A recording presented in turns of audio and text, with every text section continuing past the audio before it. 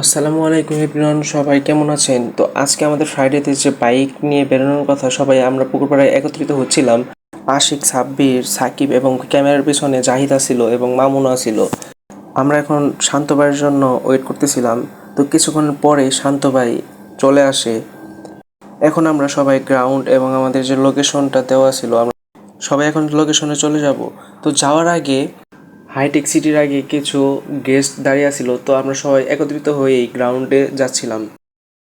গ্রাউন্ডে আসার পর দেখি সবাই গ্রাউন্ডে চলে এসেছে। সবাই এখন এসডিএম ভাইয়ের জন্য ওয়েট করতেছিলাম। তো ভাই আসলে আমরা তাকে উপজেলায় নিয়ে ঘুরিয়ে দেখাই এবং কিছু পিক টিক তোলা হয় ওইখানে। তো তারপরেই আবার আমরা সবাই গ্রাউন্ডে ব্যাক করি। আচ্ছা আচ্ছা, তাহলে আমার যে ভালোবাসার মানুষ, সাবস্ক্রাইবার বা ফলোয়ার যারা আছেন, সব ট্রান্সফার এদিকে ট্রান্সফার হয়ে যান।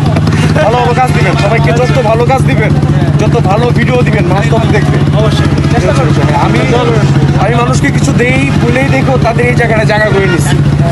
ভালো কাজ দিবেন, দেখবে আর দোয়া করি আপনি এই জায়গাটা তাড়াতাড়ি ভালো হয়ে যায়। কিছুক্ষণ পরেই আমরা গ্রাউন্ড থেকে বেরিয়ে যাই। আর আজকের যে ফ্রাইডের যে র্যালিটা, আমাদের দূর থেকে কিছু গেস্ট আসছিল এবং আমাদের আশপাশের কিছু বন্ধুবান্ধব নিয়ে এই র্যালিটা দেওয়া।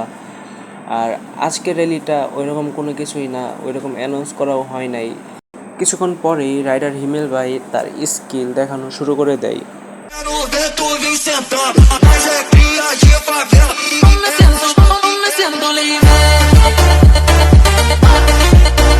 র্যালি শেষ করার পরে আমরা সবাই মিলে হাইটেক ঢুকে যাই, কারণ এখানে রোমান ভাই ও রাইডার হিমেল ভাই কিছু স্টান্ট শো এবং তাদের স্কিল দেখাবে।